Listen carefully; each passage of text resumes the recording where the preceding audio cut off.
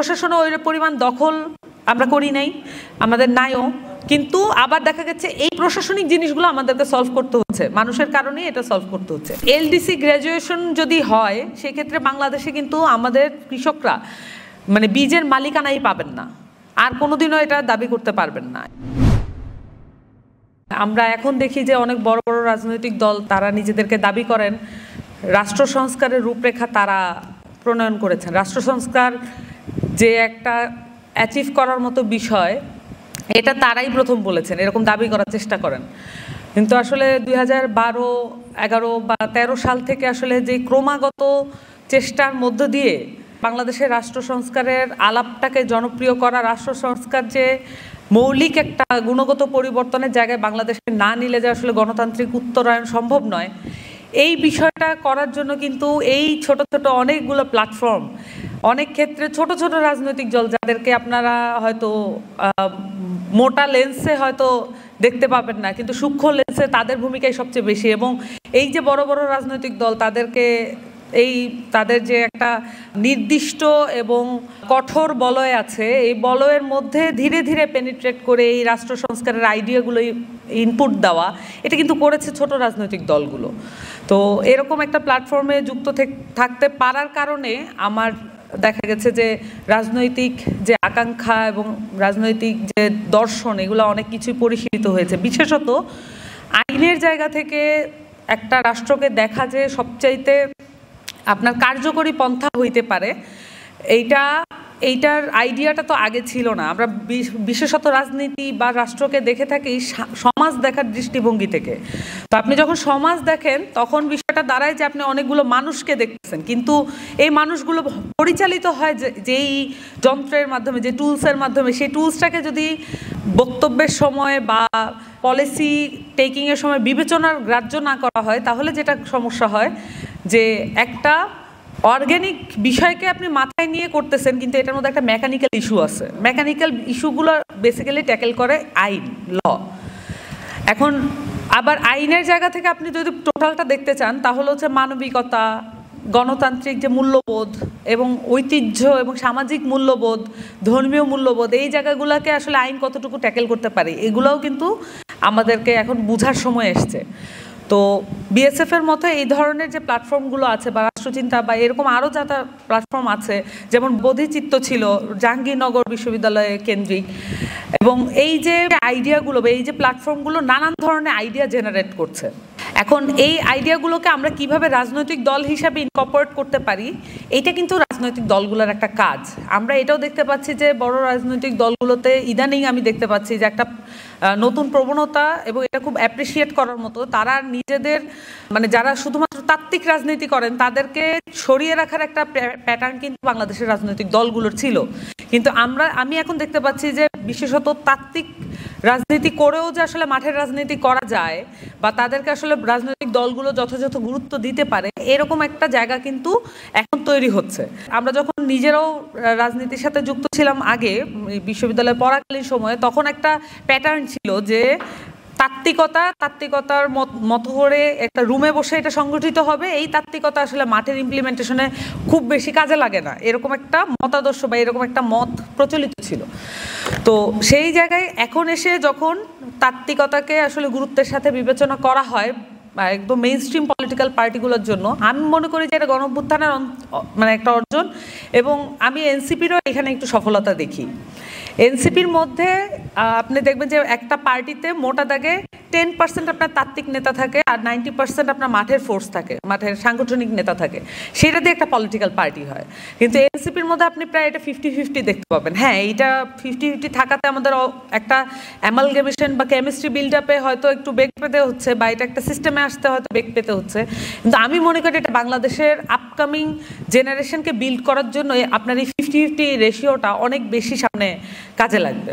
তার কারণ এই যে তাত্ত্বিক নেতারা এই 50-50 রেশিওর মধ্যে দিয়ে আসলে তাত্ত্বিক নেতারা সাংগঠনিক নেতাদের কাছ থেকে মাঠের রাজনীতিটা শিখছেন, আবার সাংগঠনিক নেতারা তাত্ত্বিক নেতাদের কাছ থেকে তার তাত্ত্বিকতা বিল্ড আপ করছেন যাতে করে তিনি সংগঠনে মাঠের পর্যায়ে যাতে কাজ করতে পারেন। এখন সমস্যা এসে দাঁড়ায় যে ধরেন বাংলাদেশে তো অনেকগুলো, বাংলাদেশে একটা ধ্বংসযজ্ঞ চলেছে। একদম খুব সুনিপুণভাবে, খুব ক্যালকুলেটিভলি পুরো বাংলাদেশের প্রত্যেকটা সিস্টেমের প্রত্যেকটা যন্ত্রাংশকে বিকল করার যেই প্রসেসটা শেখ হাসিনা চালালো আমাদের চোখের সামনে, এই যে এই পুরো প্রতিষ্ঠানগুলোকে আসলে রিফর্ম করা, এইটা তো একটা বিশাল হিউজ টাস্ক। এখন সেক্ষেত্রে শিক্ষা, স্বাস্থ্য, ব্যবসা বাণিজ্য এবং সেই সাথে আপনার জনমনে যত ধরনের বিভ্রান্তি আছে, মতাদর্শিক বিভাজন আছে, এইটাকে ট্যাকেল করা কি একটা রাজনৈতিক দলের কাজ হবে কি হবে না? আমার নিজের ইশতেহার পড়তে গেলেও অনেক সময় হয় যে আমার নিজের পার্টির ইশতেহার পড়তে গেলেও মাঝে মাঝে হয় আমি নিজের পার্টির সমালোচনা এভাবে করতে পছন্দ করি। এই যে আমার এই পার্টির ইশতেহারটা পড়লেও আমার মাঝে মাঝে মনে হয় যে এটা কিভাবে সম্ভব, এনসিপির চোখে নতুন বাংলাদেশ কেমন হইতে পারে। এখন নতুন বাংলাদেশের জন্য তো আমার নতুন করে আমার শিক্ষা ব্যবস্থাকে ঢেলে সাজাতে হবে, আমার স্বাস্থ্য এবং এখানে আইন শৃঙ্খলা পরিস্থিতি, আমার প্রতিরক্ষা ব্যবস্থা এবং আমার ব্যবসা বাণিজ্যের যে পরিসর আছে, এই সব কিছু তো আসলে ঢেলে সাজানোর ব্যাপার আছে। এখন আমরা যে এই যে বলি ঢেলে সাজানো, এইটা তো আসলে এমন না যে আপনি একবারে সব কিছু ভাঙচুর করবেন, পরবর্তীতে আপনি সব পুরো জনবল নিয়োগ করবেন পুরোটা আবার নতুন করে বানানোর জন্য। এতে করে আপনার রাষ্ট্রীয় সম্পদ এবং শক্তি উভয়ই খরচ হবে। তাহলে কিভাবে এটা করা সম্ভব যে আপনার যে অবকাঠামো বলতে বিল্ডিং এবং ধরেন সম্পদের অবকাঠামো, এটা ঠিকঠাক রেখে আপনি কিভাবে স্ট্রাকচারালি এটাকে ভিতর থেকে পরিবর্তন করতে পারেন, সেটার মূল দায়িত্ব আমি যেটা মনে করি, আমি এতদিন ধরে একদম মূল ধারার রাজনীতির সাথে যুক্ত থেকে আমি যতটুকু আমার বোধোদয় হয়েছে, এইটা পুরোপুরি রাজনৈতিক দলগুলোর দায়। রাজনৈতিক দলগুলো বলতে একটা রাজনৈতিক দল নয়, যদি বাংলাদেশে বিদ্যমান প্রত্যেকটি রাজনৈতিক দল এই বিষয়ে ভূমিকা রাখতে সক্ষম হয় বা এই ইন্টেনশন যদি থাকে, তাহলে এটা পরিবর্তন করা সম্ভব। আর অন্যথা যেটা হয়, একটা আনইভেন প্লেইং ফিল্ড তৈরি হয়। যেমন যদি একটা খুব বড় রাজনৈতিক দল এক ধরনের মাঠের প্রেশার, আমি বিএনপির একজন বড় নেতার ঢাকা 10-এর একটা শোডাউন দেখতে এসেছি। এখন এই যে আমি শোডাউনটা দেখলাম, এটা কি আসলে মানুষ কতটুকু অ্যাকসেপ্ট করে? আমার কাছে মনে হলো যে আমার রিক্সাওয়ালা খুব বিরক্ত হলো। এখন এই যে শোডাউন ছাড়া তো আসলে দেখা যায় যে রাজনৈতিক দলগুলো আসলে কিভাবে জানান দিবে তার শক্তির পরিচয়, এটা কিন্তু একটা কনসার্নের বিষয় হয়ে দাঁড়াচ্ছে। তাহলে এখন শোডাউনের রাজনীতির আমরা বিপক্ষে দাঁড়াচ্ছি, আবার জনগণের কাছে পৌঁছানোর কোনো ট্র্যাডিশনালও হবে, আবার নতুনত্বও থাকবে, এমন পন্থা কিন্তু বের করে উঠতে পারছে না কোনো রাজনৈতিক দলই। সেক্ষেত্রে এখানে একটা ভ্যাকিউম তৈরি হবে, এখানে একটা সমস্যা তৈরি হবে যে ওই পুরাতন যে সিস্টেম, গণঅভ্যুত্থানের পরে তো আপনার পরিবর্তনটা দেখতে হবে, কিন্তু পুরাতন সিস্টেমটাই আসবে ঘুরে ঘুরে। এখন পুরাতন সিস্টেম আসলে সমস্যাটা কি? যেমন ধরেন শিক্ষা ব্যবস্থায় আমরা বললাম যে শিক্ষা ব্যবস্থা আমরা একটা শিক্ষা সংস্কার কমিশন করবো, যে এটা আমরা এইবার পাইনি, এবং আমি বারবার এটা সম্পর্কে আমার নিজের যে আফসোস এবং আমার যে বিরক্তি, এটা আমি প্রকাশ করেছি, রাজনৈতিকভাবেই প্রকাশ করেছি। কিন্তু এটা রাজনৈতিকভাবে না করলেও এটা ব্যক্তিগত একটা বিরক্তির জায়গাও আছে, যে গণঅভ্যুত্থানের পরে এই যে কোটা সংস্কার এবং তার যে ফলশ্রুতিতে গণঅভ্যুত্থান, এইটার তো একটা নির্দেশনা আছে যে আপনার কোন কোন জায়গায় বেসিক্যালি প্রবলেম। আপনার মুভমেন্টটা তো একদিক থেকে শুরু হয়েছে, যদি কর্মসংস্থানের জায়গা থেকে মুভমেন্টটা শুরু হয়ে থাকে, কর্মসংস্থানের সাথে খুব ক্লোজলি রিলেটেড শিক্ষা ব্যবস্থা, তাহলে খুব ভালোভাবেই আমাদের উচিত ছিল একটা প্রশাসন সংস্কার কমিশন এবং একটা শিক্ষা সংস্কার কমিশনকে মাঠে ছেড়ে দিয়ে আপনি তার ফিল্ড ওয়ার্কটা অন্তত বের করে নিয়ে আসার একটা সুযোগ ছিল।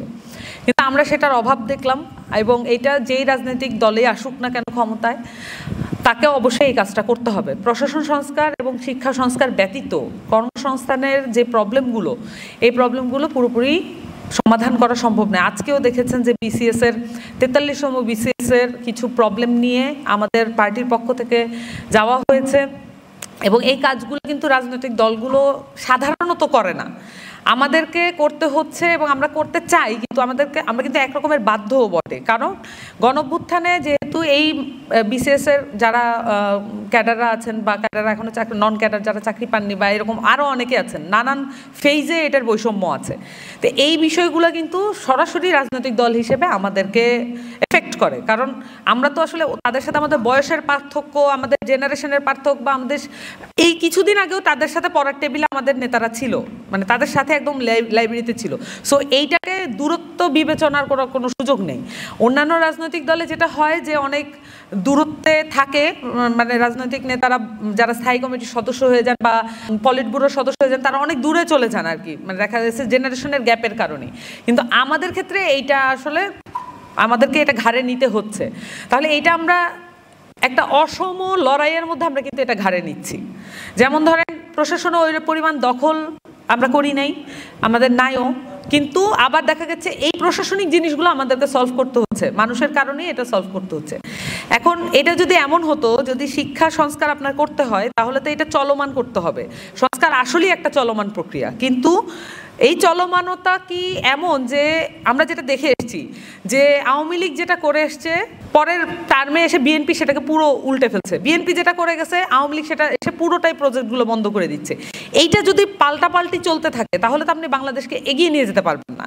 তাহলে অন্তত কিছু কিছু বিষয়ে আমি মনে করি যে শিক্ষা, স্বাস্থ্য, বাসস্থান এবং চাকরি, কর্মসংস্থান এবং সেই সাথে ব্যবসা বাণিজ্যের অগ্রগতি এবং প্রতিরক্ষা, এই বিষয়গুলোতে এগুলো খুবই জনগুরুত্বপূর্ণ। এইসব বিষয় আসলে পলিটিক্যাল পার্টিগুলোর মধ্যে একটা মিনিমাম এঙ্গেজমেন্ট লাগবে যে আমরা যদি স্বার্থগত জায়গা থেকে এটা দেখি, দলীয় স্বার্থ বা সংকীর্ণতার জায়গা থেকে এটা দেখি, তাহলে আমরা এটা সমাধান করতে পারবো না। এখন দেখেন যে আমাদের কিছু প্রমিস আছে, আমরা গ্রাম পার্লামেন্টের কথা বলেছি, আমরা প্রতিরক্ষা ব্যবস্থায় নতুন সারফেস টু সারফেস এয়ার মিসাইলের কথা বলেছি, কিন্তু এই বিষয়গুলো তো আসলে এককভাবে অর্জনযোগ্য নয়। এবং আমি এটা মনেও করি না যে রাজনৈতিক দলগুলার এখন অভ্যুত্থানের পরে এই ধরনের ভূমিকা নেওয়া উচিত যে এক ধরনের বিচ্ছিন্ন সম্পর্ক এবং অপোজিশন সম্পর্ক মেনটেন করা। অবশ্যই অপোজিশন থাকবে, আপনি আপনার বেটার ম্যানিফেস্টো দিয়ে যদি এমন হয় এটা একটা রিলে রেসের মতো যে রাজনৈতিক দলগুলো একজন আরেকজনের কাছে ট্রান্সফার করে যাচ্ছে, এইটা মনে হয় একটা সহযোগিতাপূর্ণ মনোভাব তৈরি করবে। রাজনীতিতে আমরা যে ধরনের বাংলাদেশে যে পরিস্থিতিতে আছি, এটা একটা কোঅপারেটিভ সিস্টেমে যদি আমরা প্রবেশ না করি তাহলে আসলে এইটাকে এগিয়ে নিয়ে যাওয়া খুব মুশকিল বলে আমার কাছে আপাত দৃষ্টিতে মনে হচ্ছে। এবং আমরা গ্রাম পার্লামেন্টের কথা যেটা বলেছি, আমরা দেখে থাকি যে আমাদের ক্ষুদ্র কুটির শিল্প এবং সেই সাথে মাঝারি উদ্যোক্তা যারা আছেন বাংলাদেশে, তারা বাংলাদেশটাকে বেসিক্যালি টিকিয়ে রেখেছেন। কিন্তু আপনারা জানেন যে বাংলাদেশ এলডিসি গ্র্যাজুয়েশনের জন্য অ্যাপ্লাই করেছে। এটা কিন্তু আমাদের খুবই কনসার্ন হওয়ার মতো বিষয়। কিন্তু আমাদের বাংলাদেশের রাজনৈতিক যে সংস্কৃতি বা পরিবেশ এমন অবস্থায় আছে, এইটাকে গুরুত্ব দেওয়ার খুব বেশি সুযোগ আমরা পাই না। কারণ এখানে রাজনৈতিক দলগুলো এক সময় এক একটা মন্তব্য করছে, আবার একজন আরেকজনের সমালোচনা করছে, হয়তো কড়া সমালোচনাই করছে, প্রতিদিন টকশোতে নানান ধরনের আলাপ আসছে। এই বিষয়গুলোর মধ্যে দিয়ে কিন্তু এই যে মাঝখান দিয়ে এলডিসি গ্র্যাজুয়েশনের জন্য মাঝখান দিয়ে বাংলাদেশ কিন্তু প্রবেশ করে যাচ্ছে। এখন আমাদের দেশের যারা শিক্ষিত, একেবারেই শিক্ষিত, গ্র্যাজুয়েট এবং কর্পোরেট চাকরিও করেন এবং যারা মাঝারি উদ্যোক্তা হিসেবে নিজেদেরকে গড়ে তুলেছেন, সেই তরুণরা, সেই বয়স্করাও কি জানেন কিনা যে এলডিসি গ্র্যাজুয়েশন হলে আমাদের আসলে কি বাংলাদেশের পার্সপেক্টিভটা আসলে কি দাঁড়াচ্ছে ভবিষ্যতে। দেখেন এখানে যেটা দেখানো হয়, আমরা যেটা শুনলাম যে এলডিসি গ্র্যাজুয়েশন, এখন যখন একটা বিষয় থাকে গ্র্যাজুয়েশন, আপনার পাশ করতে ইচ্ছা হবে, শব্দটাই তো গ্র্যাজুয়েশন, তো এইটা পাশ করতে চাইবে যে কোনো দেশই। কিন্তু এইটা আসলে গ্র্যাজুয়েশন যে নাম দেওয়া হলো, এইটা তো একটা গ্লোবাল যে বিজনেস অর্ডার, সেটার মধ্যে বাংলাদেশকে ইনকর্পোরেট করা। কিন্তু বাংলাদেশের আসলে সক্ষমতা কতটুকু, এবং আমরা যেটাকে বলি, আমরা আমাদের যে ম্যানিফেস্টোতেও বলেছি, আমরা বাংলাদেশের সামাজিক, ধর্মীয় এবং যে ঐতিহ্যবাহী যে বিষয়গুলো আছে, এই সংস্কৃতিতে বাদ দিয়ে আমরা এগোতে চাই না। সেক্ষেত্রে আমাদের এমনিতেই এখন দেশীয় বীজ আমাদের কৃষকদের কাছে নেই। তাহলে সেক্ষেত্রে এই যে বীজের সংকট অলরেডি আছে, কৃত্রিম বীজ কিন্তু ইনকর্পোরেট করা হচ্ছে এবং কর্পোরেট কোম্পানিগুলো সেটা করছে। আপনি দেখেন যে প্রত্যেকটা কান্ট্রির একটা সক্ষমতার বিষয় থাকে। আপনার সবচেয়ে পাওয়ার পয়েন্ট সেটা হচ্ছে আপনার প্রকৃতি। বাংলাদেশের সবচাইতে বড় সোর্স, বাংলাদেশের সবচাইতে শক্তির জায়গা, সেটা হচ্ছে তার জনবল এবং প্রকৃতি। তাহলে যদি প্রকৃতি বিনষ্ট হয় তাহলে বাংলাদেশের যে স্বকীয়তা, বাংলাদেশের যে নিজস্ব বৈশিষ্ট্য, স্বাতন্ত্র্য, এটা কিন্তু হুমকির মুখে পড়ে। তাহলে এই যে নতুন ধরনের বীজ ঢুকছে এবং কর্পোরেট কোম্পানিগুলো বিশেষত রাষ্ট্রের জায়গা থেকে, সরকারের জায়গা থেকে এটাকে উৎসাহ দেওয়া হচ্ছে। এই উৎসাহের জন্য আমরা দেখতে পাচ্ছি এক একজন বিজ্ঞানী এক একভাবে মন্তব্য করছেন। এখন যদি এমন হতো যে আসলে বাংলাদেশ থেকে, বাংলাদেশের সরকার কর্তৃক বা রাষ্ট্র কর্তৃক একটা প্রতিষ্ঠান বা একটা কমিশন যদি থাকতো বা একটা তদন্ত বডি যদি থাকতো যে আসলে মাঠ পর্যায়ে পরিস্থিতি কি, কারণ আমরা যেটা জানি যে নতুন বীজ যদি প্রবেশ হয়, এবং বাংলাদেশ আসলে দোফসলি একটা দেশ, মানে জমিগুলো বেশিরভাগ দোফসলি, এই দোফসলি জমিতে 3বার 4বার অধিকবারের মতো যে ফসল ফলানো, এটা আমাদের যে প্রাকৃতিক দুর্যোগকে টেনে আনতে আবার সাহায্য করে কিনা এটা কিন্তু আমরা বিবেচনা করছি না। কিন্তু এলডিসি গ্র্যাজুয়েশন যদি হয় সেক্ষেত্রে বাংলাদেশে কিন্তু আমাদের কৃষকরা মানে বীজের মালিকানাই পাবেন না, আর কোনোদিনও এটা দাবি করতে পারবেন না, এবং সেই ক্ষেত্রে তারা পুরোটাই নির্ভর করবে কর্পোরেট কোম্পানিগুলোর উপরে, এবং সেটাও আপনার দেশি কর্পোরেট কোম্পানি না, বিদেশি কর্পোরেট কোম্পানি। সেক্ষেত্রে আসলে আমাদের পজিশন কি হতে পারে? আমরা কিন্তু আসলে রাষ্ট্র হিসেবে এখনো গড়ে উঠি নাই। আপনার যে রাষ্ট্রের একটা নিজস্ব সক্ষমতা বা পাওয়ার, একটা নিজস্ব শক্তি থাকতে হয় যেটার বলে আপনি ফরওয়ার্ড থিঙ্কিং করতে পারেন। কিন্তু আমরা বারবারই দেখা গেছে যে ফ্যাসিবাদ, স্বৈরতন্ত্র এগুলো ট্যাকেল করতে করতে আমরা অ্যাজ এ স্টেট বাংলাদেশকে আসলে পাওয়ারফুল করতে পারিনি। আমি যেটা সবসময় বলি যে আমাদের একসময় শহীদ প্রেসিডেন্ট জিয়াউর রহমান সার্ক গঠন করে গিয়েছিলেন, এবং এই যে ইউএনএ বাংলাদেশ ভোট কাস্টিংয়ের একটা ক্ষমতা আছে, কিন্তু তার ভোটের মূল্য কতটুকু? আরও আমরা ওআইসিতে আছি, কিন্তু আমাদের মন্তব্যের মূল্য কতটুকু এবং আমাদের পজিশনের মূল্য আসলে ওই অর্থে নাই। তাহলে এই যে এটা কেন নাই? কারণ অ্যাজ এ স্টেট আমরা আসলে, এটা ছোট বলে না, আপনাদেরকে সবসময় এটা বোঝানো হয়েছে বাংলাদেশ আয়তনে ছোট বলে এটা ঘটছে, কিন্তু আপনি আয়তনে ছোট হলেও আপনার জিওপলিটিক্যাল লোকেশন খুবই গুরুত্বপূর্ণ জায়গায় আছে। এই যে এই মন্তব্যগুলো কিন্তু আমরা অ্যাজ এ পলিটিক্যাল পার্টি আমরা এটাকে ইনকর্পোরেট করার চেষ্টা করেছি এবং আমাদের ম্যানিফেস্টোতেও আছে। এই যে জিওপলিটিক্যাল লোকেশনকে কাজে লাগিয়ে আপনার স্টেটটাকে যে রিফর্ম করা এবং শক্তিশালী জায়গা নেওয়া।